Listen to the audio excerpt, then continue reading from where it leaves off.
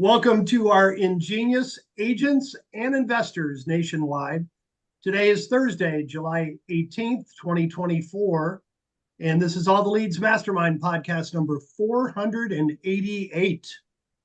Tim, take it away. Tim, okay. Good morning, everybody. Good afternoon, or whatever you are, wherever you are. Feel like the Truman Show. Appreciate you being here as always, and this is your call. And I'm just going to certainly start off by making the raise your hand point. You know, we provide this call as a forum, not as a lecture opportunity. We hear enough of our voices. We want to hear yours. So we're here to take your questions. We want to hear about the good things you're running into, the challenges that you're running into. We've got some of the best minds in the business on this call, not including mine, of course. And we've got some really smart people that can pretty much answer anything you've run into. But more importantly, we want to hear the good things that are going on in your life. And let's talk about all of those as well. But if you're running into challenges or you're running into things where you're not sure about something that's going on in a deal, an opportunity, or anything having to do with probate or divorce or any of the other things that we're working with you on, we want to talk about that. A bit later on in the call, we're going to talk a little bit more specifically about divorce. We talked a little bit about it last week and said we'd get into that a little bit. So we'll definitely have some conversation about that as well. And we'll kind of go from there. So this is your call. And if you can look at the bottom of your screen, you'll notice that there are lots of little nifty buttons down there. And Bernie, I see your hand up. I'll get to you in just a second. And obviously he found the button. So please make sure that you click on that and raise your hand, and we will call right on you. And Bernie, you got your hand up there. Unmute yourself. What's up? Yeah, hi, Tim. I got my first batch of leads, and I was very excited. I did I got 29 leads, and I culled most of them down to 13. Some didn't have any property. Many of them were mobile homes, and I don't want to deal in those. And so with the 13, I started to call. And I found, of course, a lot of the numbers are not valid. A lot of them are do not call. I did talk with one fellow, and he said I could text him at that number, which was great. And I was thinking that if there's a do not call, but it's mobile, texting might be a good way to reach out to them to begin with. So I'm laying out a series of texts that I will want to use with people that I haven't met yet to just introduce myself and point to the website and maybe point to some of the posts that I have on it that are relevant. So I wanted your thoughts on that in terms of do not call. Do I always honor that? Is texting a good alternative when I don't have a number to call? And of course, they're getting a mailing campaign. But anyway, I'd like to hear thoughts on that. Okay, well, this is a question that we answer pretty frequently, and I'm glad you ask it because it's always worth discussing and bringing up. So obviously, we are very careful to never encourage people to break the law. And we on our website, we make a link available to show you what the law says. The TCPA laws are clear on what you can and can't do, and that's what the law says. Now, there are aspects of that you need to make your own decisions about. There are people certainly who ignore that and who will call everybody on their list and go for it. There are people who don't do that.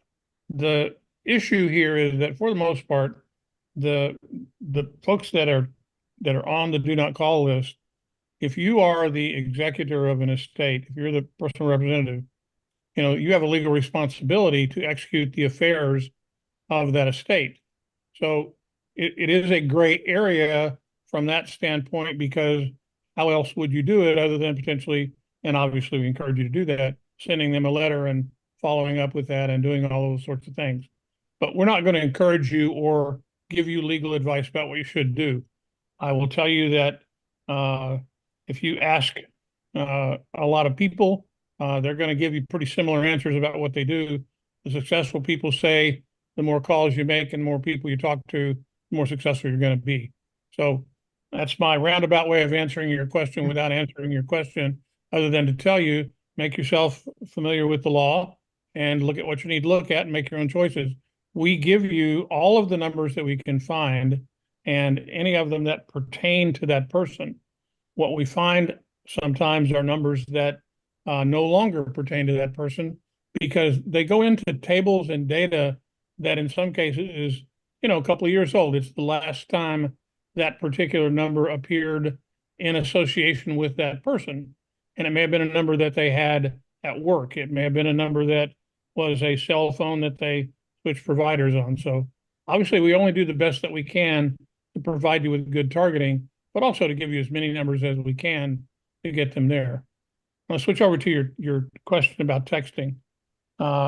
One of the things that is for certain is that more and more and more people are texting, don't listen to voicemails, and will respond to a text. My personal opinion is that's going to be short-lived for the same reason that the do not call list is where it is, and people don't answer their phone. It becomes another spam target. And I get a lot of texts now during the course of the day that are from people who I didn't know and I didn't really want to hear from. It happens. But I think if you word your text carefully and get quickly to the point with the text that you want to make, you'll do well. The thing you've got to remember is deliver one point. Don't write a book. If you're going to put something out in text, make a simple point with a call to action. And the call to action may be, I'm going to call you at such and such time. Let them know you're going to call. Or it may be, if you're interested in this, please call me at, and that's your call to action. The other thing is that if you are doing this via your website, the more you can drive traffic to your website and get them to fill out the form on your site, now you've got the ability to contact them any way you want because you're getting their permission to do that. So those are the things you've got to keep in mind in terms of doing that. And as I said, I'll finish with my disclaimer, not encouraging you to break the law. Be careful, do what you need to go do, buddy. Are you aware of any people who've gotten in trouble for being in that gray area and them bringing charges or something? I'm not aware of our customers who've had a problem with that. That does not mean that they have not been, and that is the last I will comment on that. Jim, when he asked that question, I saw about 6 heads go like this. So that's all I can tell you. Here's the thing, man. What does that mean? You're shaking your head. Does that mean go ahead and call anyway, or? Hey, I'm not going to answer your question any more than we did. I meant for Jim. What did Jim mean by when he shook his head? No, I said when you asked the question, I saw a half a dozen people on the screen shake their head when you asked, has anybody had a problem? I saw Sheila and okay, and Colette and a few people shake their head no. So no problems. Okay, good to know. Just be aware. Here's the thing, man. We're a national company, and we can't put ourselves in a position of offering legal advice or telling you anything that you should or shouldn't do about that, and we won't do that. So I'm very careful about what I say. No, I appreciate that, Tim. And I'm not looking for legal advice. I'm looking for practical advice, and I've gotten that. So can I ask a separate question? You may. On the website that I have through you folks, there's the page about getting a cash advance, and then it has a landing option to get people to fill out the form. What company is behind that service that I'm saying we offer? I feel a need to know a little bit more about that. Yeah. I know about Scrivener and what they do, but I'd like to know about what is specifically in the, and by the way, if they fill out that form, does it come to me or does it also go to some company, or where does that go? Sure. Let me answer your question. So we have a relationship with Probate Cash. That's the company that does that. They are a company that puts money on the street for advances. It is not a loan. It is a cash advance. I understand. form out on your site, it goes directly to them as well as to you and to us. We all are aware of it because we keep track of what's going on there, so that we're aware of the volume of business that we're doing with them on your behalf. But all of us get notified, and it's built into the form itself. The site owner, us, and them are all notified at the same time. And then they and their team will contact them. You have no involvement in it after getting the form to them, other than that if in fact they put money on the street to your customers, you'll earn a commission. That's how that works. Okay, thank you. All righty. Appreciate it. All right, sir. Thank you very much. Elizabeth, I see you have your hand up. Thank you for waiting. Go ahead and unmute. Okay, good morning, everybody. Hey there. Hey, well, my question is actually would like to have an advice on way or how to do things. I signed up for this Probate Mastermind. I even got my certification through you guys. Thank you for it. But now I'm being kind of, I will say scared, how to do it, the process, concerned about rejection, but I've been trying to, yeah, that was the perfect word, trying, because I've not been doing. I wanted to start going to the courts and try to talk to potential probate people, representatives. What would be the best approach, and how can I shake that fear out of my bones? Well, first off, stop being afraid. I saw this great episode of, and I'll just divert for 1 second. It was Bob Newhart, who recently passed away, and he was doing his first interview as a psychiatrist, and he was a trained psychiatrist on the show, and the first person that came in was talking about all of their fears and all of their concerns, and he said, "Well, this is going to be a really short call." He said, "I can cure your problems instantly." He just said, "Stop it. Just stop it." That was his answer. Everything she said. So that's not going to be our answer. And Bruce, since she's gone through probate mastery, I'm going to let you jump in here and talk with her a little bit about, the quick recommendations to kind of get her started, and then we'll all chime in. So Okay. Bruce. So first, I want you to understand that fear probably is going to take a long, long, long time to be completely gone. When I make a phone call, when I knock on a door, when I go to the courthouse, I'm still pretty nervous, and I've done this for a long time and I'm pretty good at it, but I'm still pretty nervous. So what I want you to recognize is that your battle isn't necessarily with the prospect, and I know you're not battling with them, but it's really just that initial piece of fear.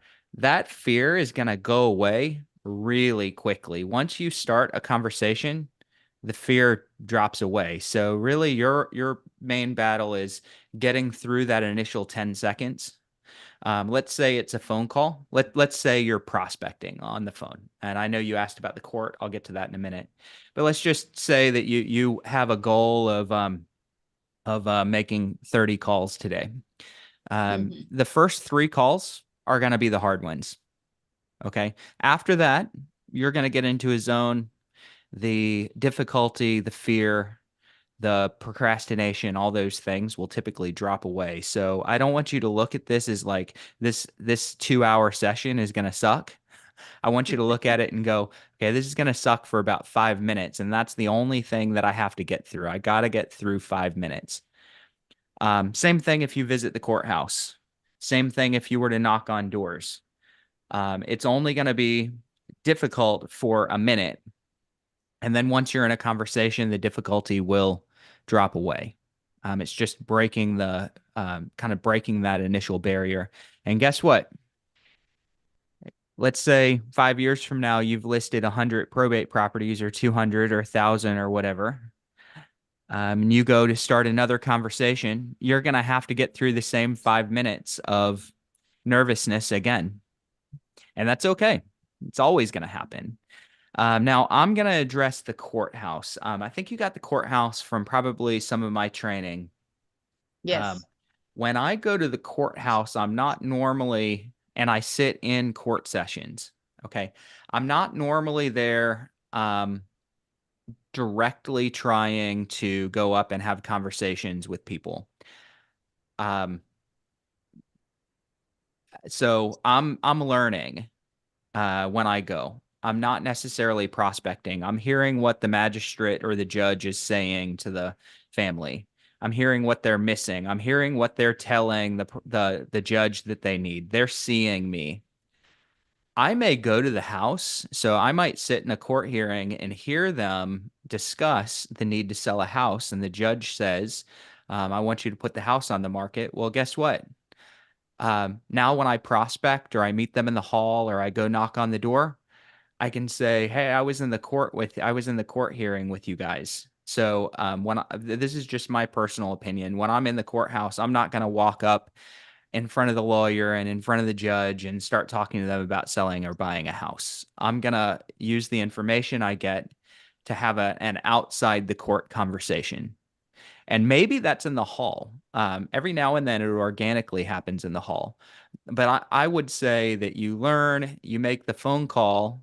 It's a really warm opener. Just imagine a warm opener that instead of saying, "Hi, my name's Elizabeth Hernandez. We've never met." You go, "Hey, this is Elizabeth. I was in court with you the other day." Oh my gosh, so much easier. Your conversation's so much easier. And you're coming from a place of knowledge because you heard what they were going through with the magistrate and the judge. That's So true. That's going to the huge. courthouse, I don't think I would walk in and just walk up and strike up a cold conversation. Now you could. I haven't. Just because I haven't doesn't mean that you can't and that it won't work. It just means I haven't.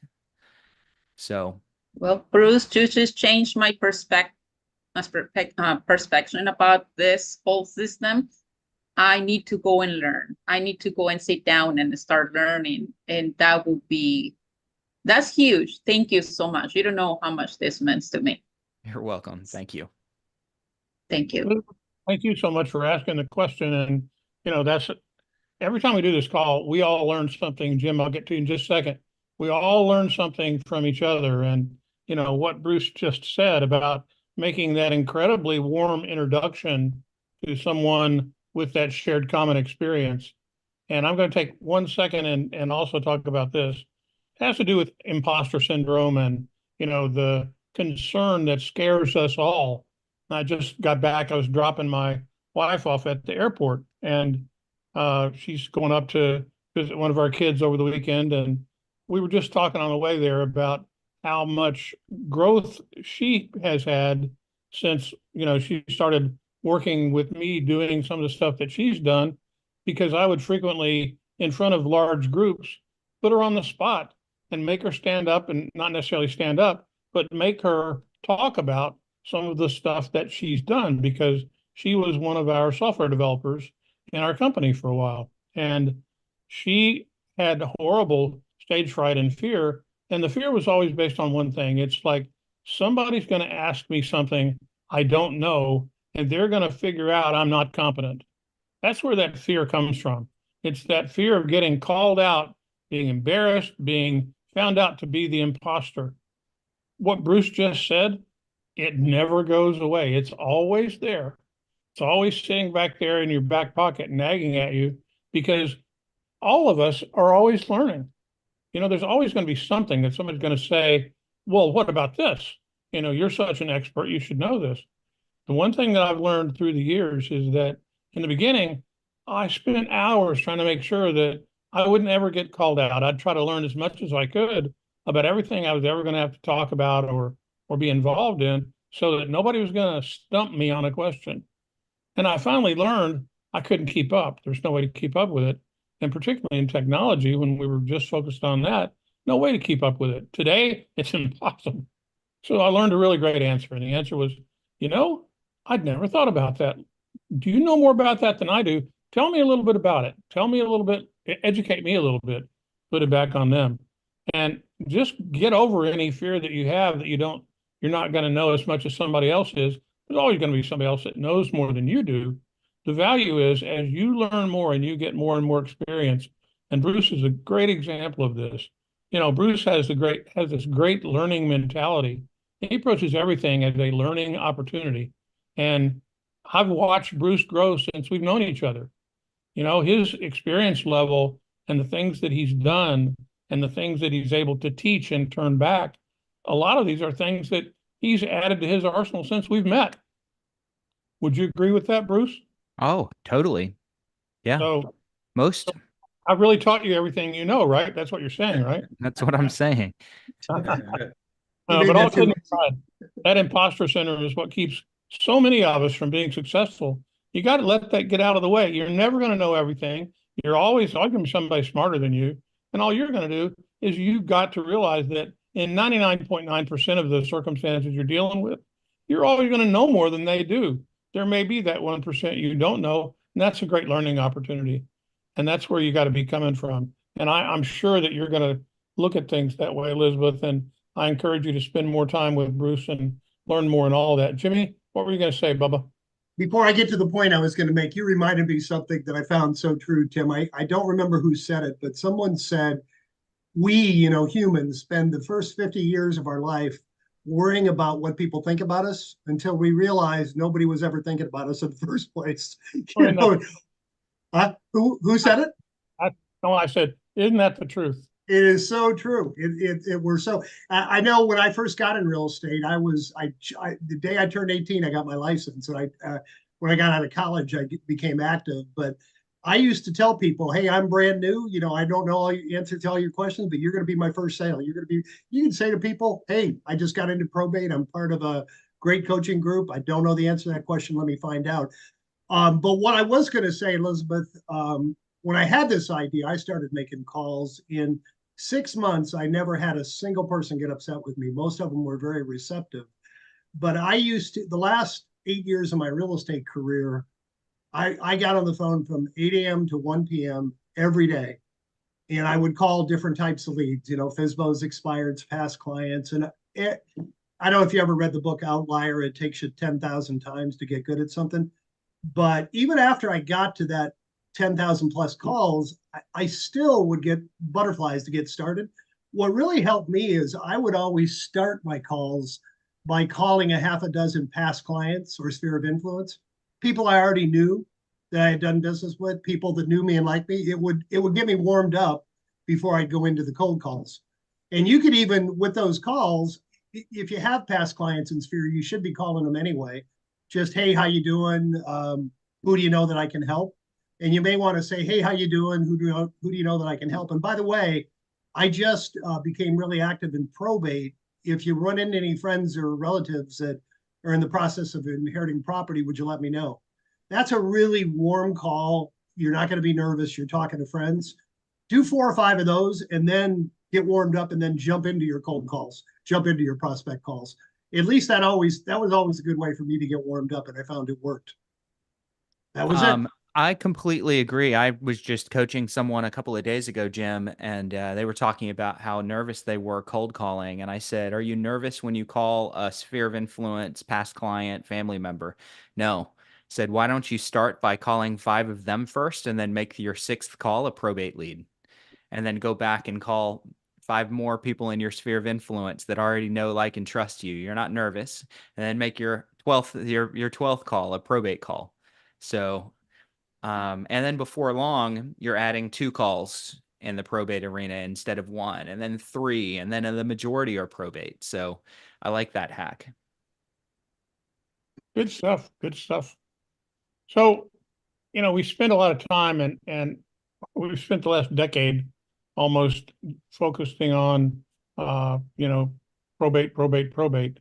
And in the last, 60, 90 days, it's actually been longer than that since we've been doing divorce, but we finally rolled it out in a full general release, and we're adding more and more folks every day in the divorce space. Coley, I'll get to you in just a sec, bud. I see your hand there. Thanks for raising your hand. And I want to tell you that we spoke a little bit last week, and we are going to talk some more about divorce in the latter half of this, and we're going to increasingly over the next months focus this call not just on probate, but on both probate and divorce as of right now. those are the two big areas that I'm trying to help you guys grow in. And there are a lot of similarities and there's certainly some differences. The end result is always going to be the same. It's properties that are in transition, people that are in transitions in their lives. And so there, like I said, are similarities and differences that we're going to focus on and try and make sure that we're helping you to prepare for that. And in every other circumstance, just like we do it now, we feel like we provide the very best data, and we're also going to couple that with the very best support that you can find in the industry. So that's what this is about. And this is kind of the tip of our spear. This is where the things we don't always think about to put into our training and to put on paper and to offer out to you, this is where it comes up. This is where you're supposed to be asking those questions. And so as you come and continue to attend and join on this call, make sure you come armed with your questions, because the great question that, Elizabeth just asked, a question that a lot of you are probably in a similar circumstance. How do I get off the dime and get moving here? And there's opportunity, and we're going to help you be successful. That's what we're here for. So we'll talk about divorce in a minute. Coley, what's up, buddy? Hey everybody, I'm a little late to the party, so if I rehash anything, my apologies. So my question is more so is when do you kind of throw in the towel on a lead? So from my perspective, if I go to the county website and I see like the case has been closed, I figured I can't really be an asset to this person anymore. So I kind of toss up my pipeline, and on the same kind of page, say someone has an agent already that they're working with and they're not really receptive to your pitch, would you toss up the pipeline? So I can give you an example. I spoke with a potential seller yesterday. They said, "Oh, we're looking to sell the property. I'm an out-of-state executor. We have an attorney. We have an agent already." And I said, "Oh, would you be open to seeing what I could potentially offer you for the property?" And they're like, "Oh, no, we're all right."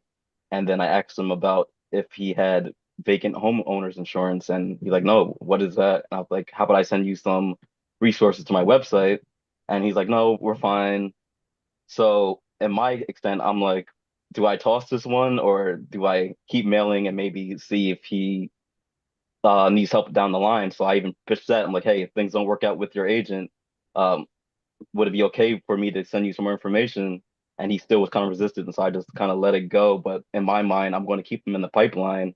I'm just wondering, is it really worth it, or should I just, like I said, throw in the towel?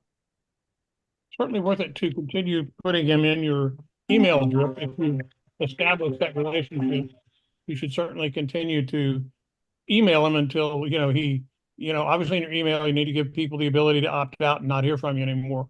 But you certainly nothing going to stop you from continuing to email, and maybe, follow the listings, see if it's online. If it doesn't get sold, it's just like any other opportunity, maybe the realtor that he's working with isn't going to work out, and he'll at least remember that conversation that you've had. You never know. The other thing about it that you mentioned is that, did you ask him who his attorney was?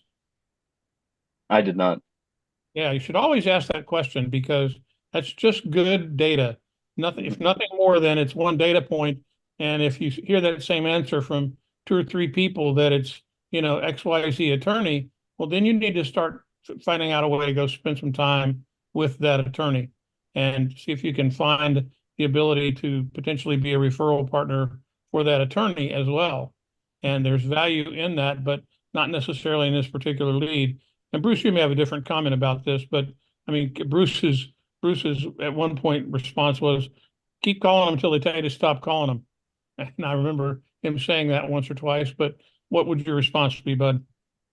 First, I want to make sure that a point of clarification. Did you say that they told you that they were listed with another agent? Is that what you said? Yeah, they plan on listing the property with another agent. Yes, correct. They plan on listing the property Oh, with or another they have an agent. agent. No, no, they have an agent already. Excuse me. They have They an have an agent. agent. Yes. Okay, perfect. I love that. And this is the response. Who are you working with? I may want to bring you an offer. Okay. Okay. Now, if obviously I don't know, I talk to people all the time that I float that out that I may want to bring an offer, and then I see that it's not a good investment deal. So that's fine. It's a polite way off the phone if it's not a deal for you. And I can't remember, do you have a real estate license or no real estate license? No, I'm just an investor. Okay, so no license. If you had a license, you just back out. Okay. As an investor, perfect. Who are you working with? I may want to bring you an offer. Just make it sound so easy and nonchalant. I mean, the more you try to explain and justify your reason for getting their agent's name or bringing them an offer or showing them a price or things like that, the more uncomfortable they're going to be. So make it sound like it's obviously the next logical step is I call your agent to maybe make you an offer. That's the way you present it.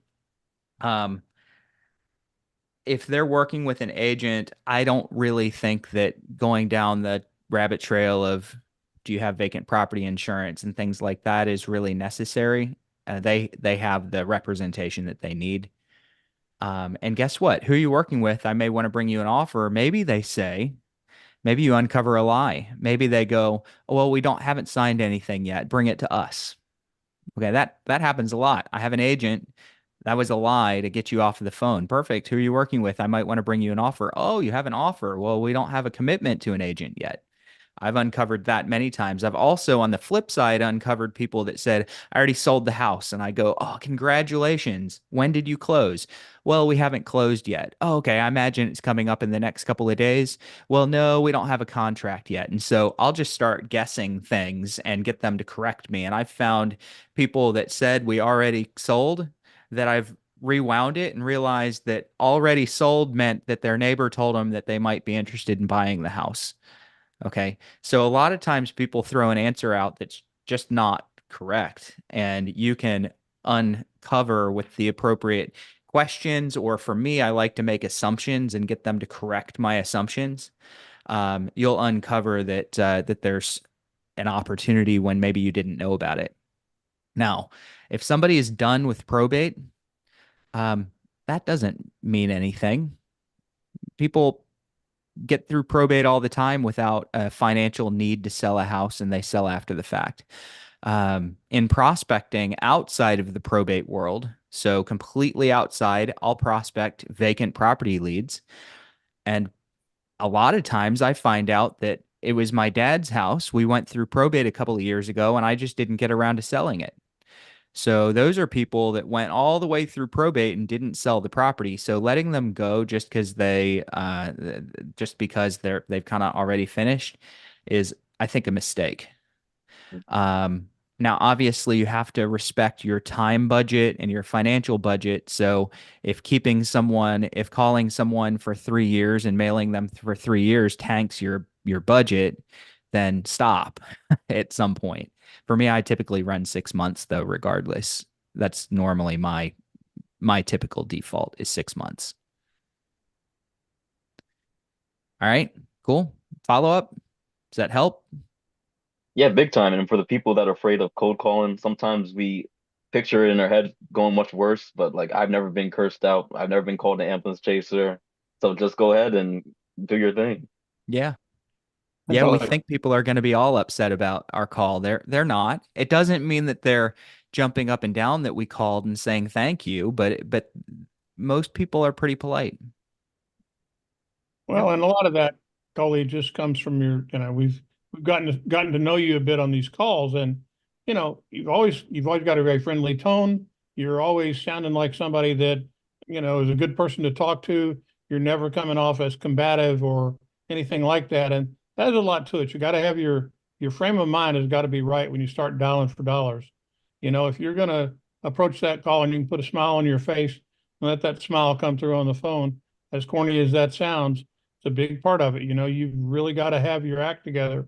If you're not in the right frame of mind, don't blow the call. Don't waste your time. If you're not in a good mood, don't make phone calls. Get yourself together before you do that. You can't just grind away at it. But you always come across as friendly and caring, and that goes a long way, my friend. I'm gonna clarify something. If you're not in a good mood, get in a good mood and then make some phone calls. Don't just not make phone calls. Absolutely. Get in a good mood, because nobody really wants to make a phone call. Okay, let's And be Bruce, mostly real. as corny as it seems, in my previous coaching career, we used to insist that our coaching clients have some affirmations that you can say out loud to yourself to get yourself psyched up, because if you say it enough times, you start to believe it. Mhm. I'm good enough, I'm strong enough, and by golly, people like me. No, I think that was from a movie, but yeah, why not? Well, hey, Joel, what's up, buddy? First, real quick, a follow-up to that question. Bruce, when you mentioned that, hey, if you have your license, I wouldn't take it beyond, the point that they say that they've got an agent. And I'm wondering if you use that line about, hey, I might have a buyer or interested buyer. I feel like that's not quite stepping over that line, that ambiguous line. Would you agree that asking that question is still safe for someone with a license?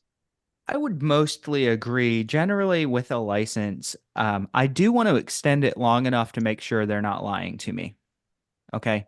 I don't go too much further than that, but people lie about that all the time. All the time. I have an agent. It's a good way to get you off the phone. So for me, I'm going to go, oh, perfect, man. I had someone that might have been interested in the property, or had a couple of people that were looking for a property in that area. I'm imagining I should probably just call your agent, or should I bring them by? Okay, kind of fish and see what they say. And this is off the top of my head. I need to wordsmith that a little bit more. But I'm gonna kind of guess about their situation. I'm imagining I probably ought to call your agent to arrange that, or do you want me to do something else? And that they might go, no, do something else. For me, that would be kind of a gray area where they've kind of invited me over, maybe.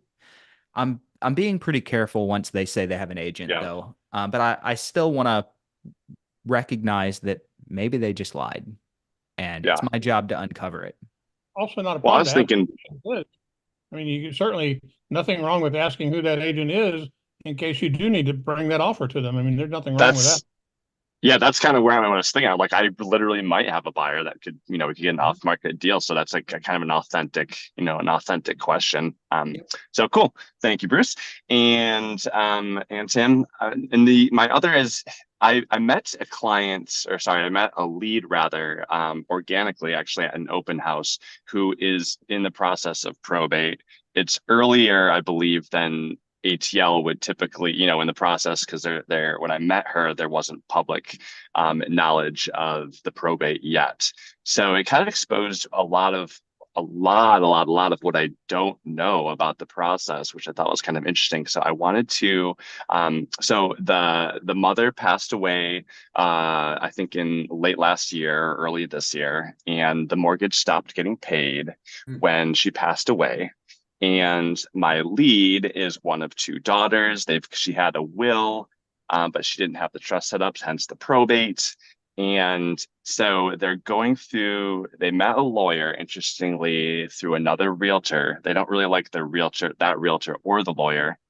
I know they weren't made the representative yet, so I know that they wouldn't or couldn't have signed a listing agreement with anybody. So it's a good opportunity for me to show value at this stage in the game. But now I'm wondering, well, shoot, if no one's been named as a representative, the mortgage isn't getting paid. There's nobody that could make a decision for, let's say that the estate also has a banking account that could be paying the mortgage, but until a personal representative is produced, there's no. I'm trying to understand how, and it's in pre-foreclosure right now, so I'm like trying to figure out, well, who can. I mean, first off, I understand the lawyer should petition the bank to stop or slow the foreclosure process. Correct me if I'm wrong on that. And secondly, how would the mortgage get paid? Anybody can pay a mortgage. Yeah. Okay. Well, yeah, I am in California. Yes, Yep. That's a good point. So as long as the check as long as the check gets to the mailbox of the lender, that's enough to satisfy it, right? Right. Yeah, the lender should be happy at that point. Okay. This is where I would just sort of take charge of the situation. You have Mhm. some rapport, and I would just say, hey, obviously, first step is getting these penalties stopped, slowing that foreclosure process. Is your lawyer going to do that, or do you want me to help you with that? Mhm. Okay, we want you to Great. help. Okay. We may need to have a conversation with another lawyer and just see if you like my lawyer better. Can I Mhm. arrange that?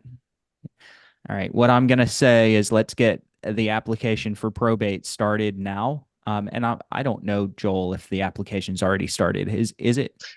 I think at this stage in the game, she has. In fact, she at this stage she might even. It sounds like she even has been designated as the PR.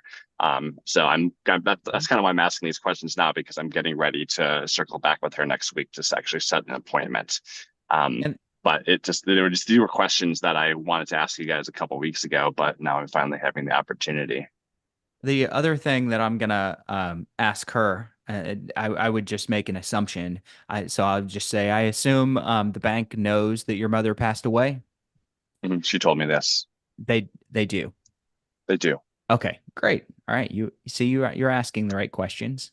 Okay, so now it's just a matter of do you want to have a conversation with a lawyer I have a relationship with, or do you want to keep going with your current lawyer and just let her decide? It sounds to me like she would probably be open to a discussion. Okay, and then just start taking authority, taking charge, telling her how to secure the property, just kind of start offering general good practical advice, and that should win you the business by the time it comes around to it. Maybe it doesn't. Sometimes I jump in and I provide a lot of value and I don't win the business, but normally it should win you the business. And there are um, two other things that come to mind in regard to this. First one is, Joel, do you know if she and her sister have the ability to bring the mortgage current? Do they have the That financial?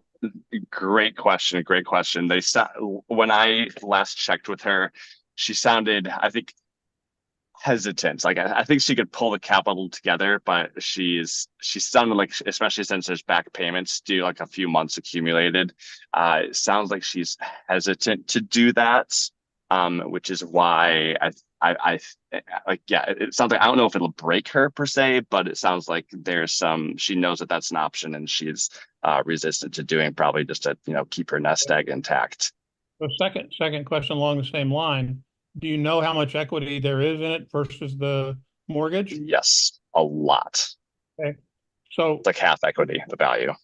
thing to consider, and that is that there is a possibility that you could get them a cash advance to bring it current, as long as you said there's a will, and are she and her sister, are they the inheritors? Yes, and they do not have a good relationship.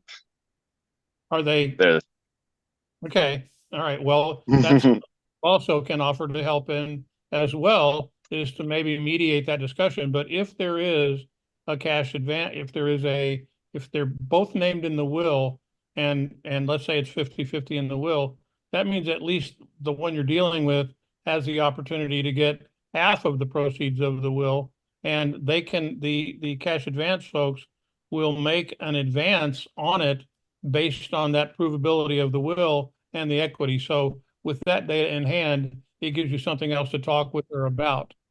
So that's kind of the important issue there, is have that conversation with her, knowing that you've got a little bit more to talk about, but mostly asking questions, because at that point you want to know what the story is.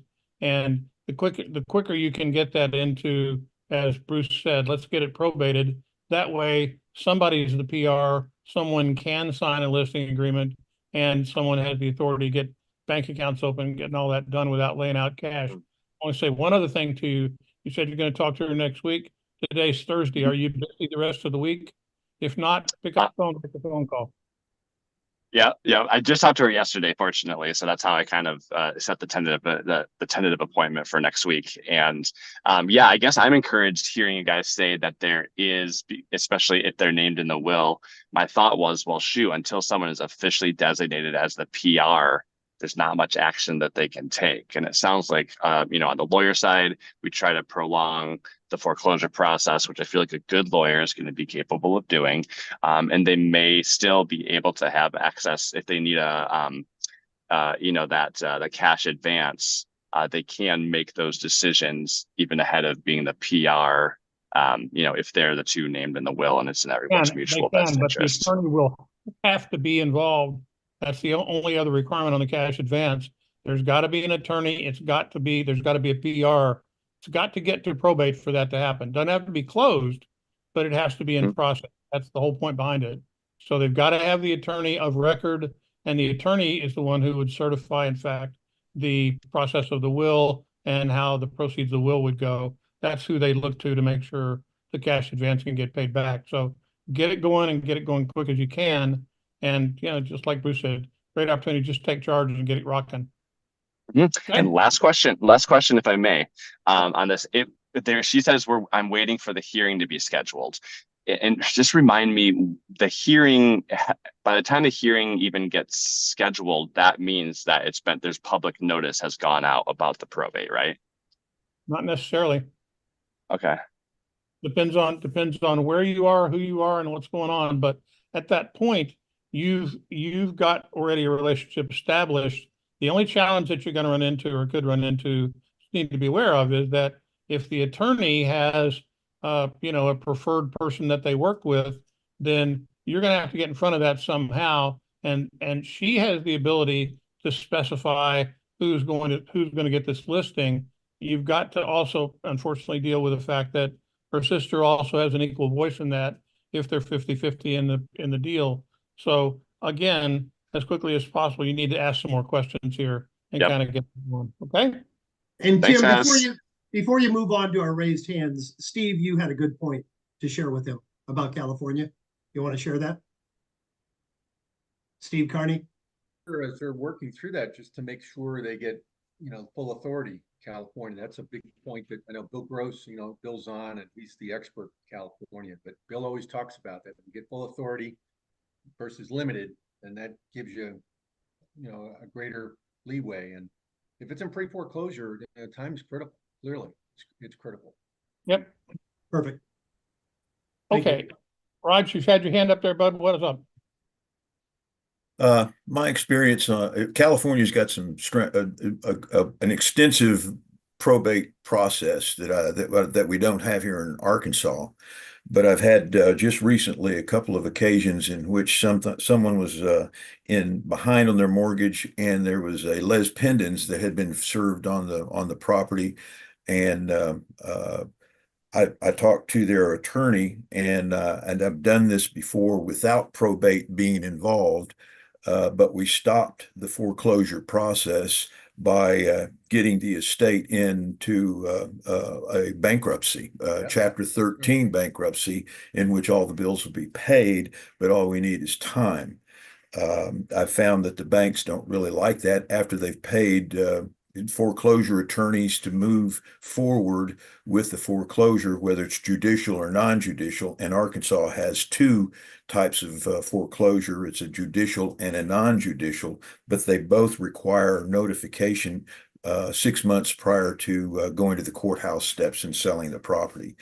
But many of the families that I've talked to in that situation don't want to go borrow money to pay the bill, even whether it's in foreclosure or not. They feel like they don't want to dig the hole deeper, no matter how much equity is involved in the house. They would rather go ahead and get rid of the house for the quickest way to get this thing closed out on what they're doing.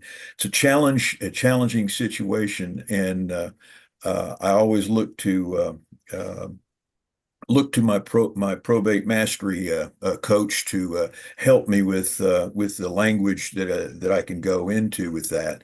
And I strongly recommend that if you're listening to the program today, the probate mastery program with Bruce is absolutely incredible and helps you with the language skills to smoothly get through rough roads like a foreclosure involved with the probate. That's a bumpy road and requires some real and really bringing up the option. I would suggest, Joel, that you talk to an attorney and see if in California they can put a probate property into a foreclosure to give time for the family to get the assets rather than the bank getting the assets on it.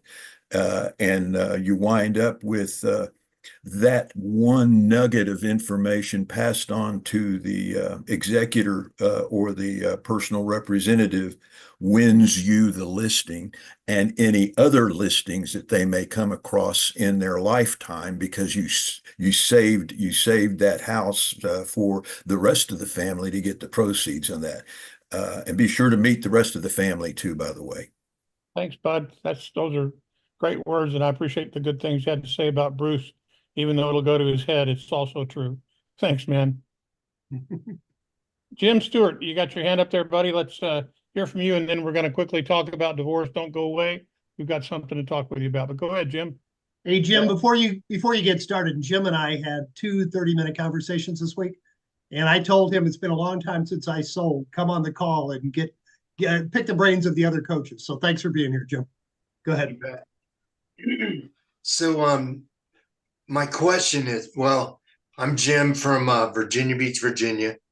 I previously had a license. I'm currently an investor, and I'm partnered with my former managing broker. He's my go-to agent now. And I started investing in leads, probate leads a while back, and I've unfortunately not been consistent in my prospecting marketing. And so my question is, I'm ready to kind of go all in with that and put together a 6-month plan. And I'm looking at doing a combination of direct mail with letters and postcards. I'm going to use the appointments today service for outbound calls. And then any projects I have going, I'm going to market around that geographically, like a 1 to 2 mile radius, and do drive knocking in, my farm neighborhoods that I'm targeting. So that's kind of what I had in mind. What advice would you guys give me to maximize that? And also, in calling these leads, I've realized that, not all of them are going to be flip properties. Not all of them are going to be investment properties. Some of them need to be listed as is. And some of these people need to talk to an attorney and they don't have one. So I see a lot of opportunity there, in my chair.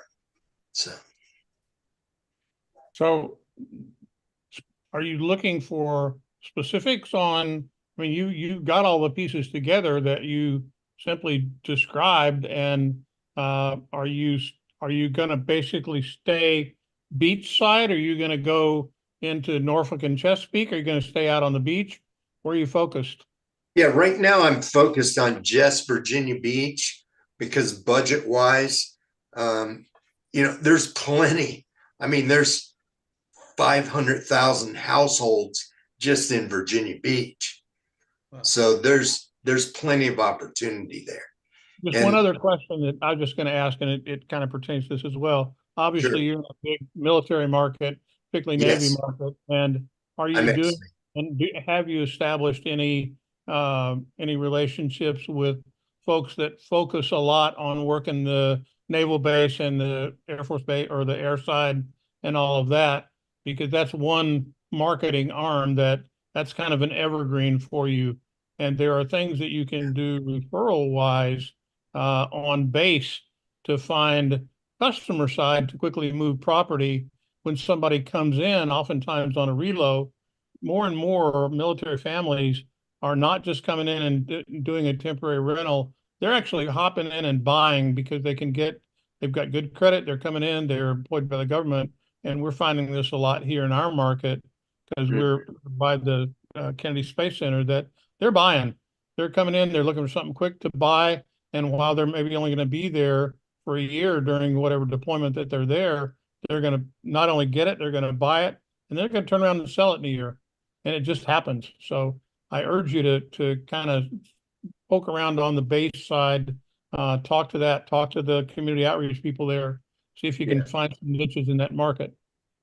That's one thing I was going to say, Bruce, or anybody else kick in, but that's certainly the market that you're in. That's one you ought to exploit. Hey, Yeah, Bruce, if I Jim, could just pump in one more piece of information, Jim. I think you said you have about 1,200 leads, right? 1,200 back leads. Yes. And you were wondering how to filter those out, how to work those out along with the new ones. Go ahead. Right. And I'm bringing in about 100, 125 leads monthly from all the leads. And they seem to be very good quality leads. So We decided to give you the good ones. hopefully we'll create some success stories. There you go. Bruce is going to say something. Yeah, I was going to say I'm actively emailing you right now. I could talk on this for a little bit for the sake of everyone else. I think the one significant piece of advice that I would give, that I would just make sure you're doing inside of your system, is understanding when someone is not ready, that's still a seller. And I would have, after appointments today makes the call, I would follow up on every conversation that they had, regardless of where that conversation went. And now, maybe not everyone. If the conversation goes, "Hey, why don't you go jump off of a tall bridge?" I might not call that person, but everybody else, it's too early. We don't know. We haven't decided yet. We're thinking about keeping it. All those people, I would make a follow-up call. And you're not talking about a huge percentage. That's going to cull your list down to only the people that answer. If they answer one call, the likelihood of them answering you is going to be pretty high. So I would encourage you to just jump on the phone yourself and make sure that you're talking to the folks that answered the phone, even if they weren't ready yet.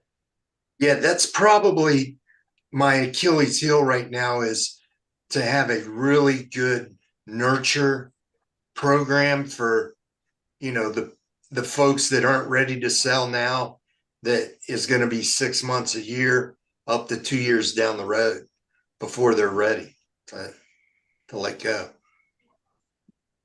Yeah, that's the Achilles heel of most people. Most of us focus our effort on the cold stuff, which is great. We have to. You got to start the conversation somehow, but there comes a point where you've got your cold campaign laid out. You know the way you're going to do it, but you don't know what you're going to do with the warm people. So I'd say sit down and write yourself a couple of short letters that can go out. Just get yourself a little bit of a system, a few short emails that can go out. Bottom line, what you want is to get their verbal commitment that if they're not ready yet, that if they were to sell, that they'd be open to seeing what kind of price you could give them. Okay, that's the commitment that I want from them. If you're not ready right now, the only thing I would ask is, if you do decide to sell, do you think that I could give you a price? Most people are going to say yes to that, and that's a really easy path to an appointment, even an appointment now. My next question with the people that said it's going to be 6 months, it's going to be a year, we don't know. My next question after they say, yeah, you can give us a price if we sell, is usually, you think I could give you a preliminary estimate? Yes. Can I see the house for 10 minutes? So, being able to have that voice-to-voice conversation and try to turn it to an appointment now, even if it's just a 10-minute meet. I don't show up with a big, long presentation trying to push people on something that they're not ready for, but I want to get face-to-face. That's the bottom line. Yeah, that's where I win. It's not on the phone. It's not in the mail. It's, eyeball to eyeball. You bet, man. You bet. Okay. Jim, I'm glad that you chose appointments today, because they'll weed out the ones that aren't interested. They'll weed out the appointments, and then they'll give you the ones in the nurture mode. So, they're narrowing it down to the nurture mode, and then you got to do the nurture, obviously, but I'm glad you went with them. That's great. Good deal. So Jim, Okay. if you didn't see Two in the quick things, chat, one housekeeping, and then we're going to kind of bring this to a halt talk real quickly about the one thing we want to make sure we get out there in front of you about divorce. Bernie, you asked a question in chat. Oh, and real quickly, Jim Stewart, in the chat for the that's call, right. click on that. Lisa commented she is in Virginia Beach and offered to get with you as well. So make sure you see that and contact her. Bernie asked the question that in his case, he sees that there's one listing for probate court that's called trials. The other is ex parte. Obviously, the ex parte side is for conferences between the attorneys and the judge. Those are not going to do you any good because those aren't for public consumption anyway. Those are usually sidebars with the judge. So probably that's not where you want to spend your time, Bernie, doing that. But I would also suggest that you validate that with an attorney in your local market. So build that attorney relationship and ask them that same question. But generally, ex parte is time for conferences between the judge and the attorney, not public hearings. So probably the trials would be the one you want to go to. Okay, last thing, Alyssa, if you will pop up the slide, we had intended to spend a bit of time, paying the bills today. And we always try to come up with some kind of clever thing to kind of get you going. So we've created an offer to kind of get you started for people who are on the call running through the end of the month. If you are a current subscriber and you want to add divorce to the subscription that you have, in addition to what you already have, we'll offer you $100 off your first month of leads for that. If you're not a subscriber at all and you want to start with divorce, get started with that and we'll give you $50 off your first month of leads for that. And while Alyssa leaves that slide up, we'll leave it on until we hop off the call. I simply want to point out something to you about the divorce leads that we have that make them instantly actionable, and they are unlike other divorce leads in the country that people sell as divorce leads. When we started to consider doing divorce, we looked at this early on. Within the first year of getting started as a company, we were going to offer divorce leads. And at that point, what we found was that the divorce leads that were out there were only going to be able to offer them as on decree, which means the divorce has been settled. They're divorced and somebody's not living there. All the opportunities are pretty much gone. That just becomes pretty much a regular real estate lead, as it would be a farming lead. Our leads that we put out, we only offer them in marketplaces at all where we're getting them on filing, and we can't get them in every county in the country. So if your county, we get it in about 65, 70%, where we are able to get the information as the divorces are filed. At that point, there are potentially 5 transactions that can come out of that. Some are investment, some are rental, some of them are all of the other things that you've built your probate practice around, which is helping people get moved, helping people get relocated, financing opportunities, lots of stuff like that, and buy and sell. If they own a house together, obviously there's the opportunity to get the house sold. Sometimes that's mandated. Sometimes somebody's going to stay in it, but somebody moved. The other side of it is that you can develop a relationship with lenders that will not look at the current property that's under mortgage as a factor in granting a mortgage on a new property. And increasingly more and more mortgage companies are doing that, knowing that the other property is going to be sold. Given today's market and sometimes the scarcity of available property, that's becoming more and more of a factor. And I realize I'm fire hosing a lot of information right now. We're going to be talking more about this and offering some very specific training on this coming up in our program as we go forward. And a big part of this is that we're encouraging some of our really better subscribers, been with us a long time, have jumped in the divorce space. So we're going to be getting some testimonials and some participation stories out of that to help you grow that side of your business. So great opportunity to get signed up and get started right now and get this practice ready for you, as part of your practice ready. That's how we're making you this offer. But it's kind of where we are. $100 off if you're an existing sub for your first month of leads, and $50 if you're not, to get you started for your first month of leads. We'd love to have you join us and be part of the growing community that's as successful working with divorcing couples as we are building the successes and have been for a decade with folks in probate. That's my story. I'm sticking to it. Thanks a lot for your participation. Jim does a much better saying that than I do. So I won't take that away from you. Jimmy, go for it, man. All right. Imagine that. We went 10 minutes over. That's never happened before. I'm not sure we ever closed on time. Guys, another great call, great content, great contribution, participation. I want to thank each and every one of you for being here. I want to particularly thank Bernie, Elizabeth, Coley, Roger, and Jim, those that actively participated. And I want to challenge each of you. A lot of good ideas today. Take one idea that inspired you, go out and put it into practice, and please come back next Thursday and share your results with the group. Have a great week. Same time next Thursday, everybody. Take care. Bye, guys.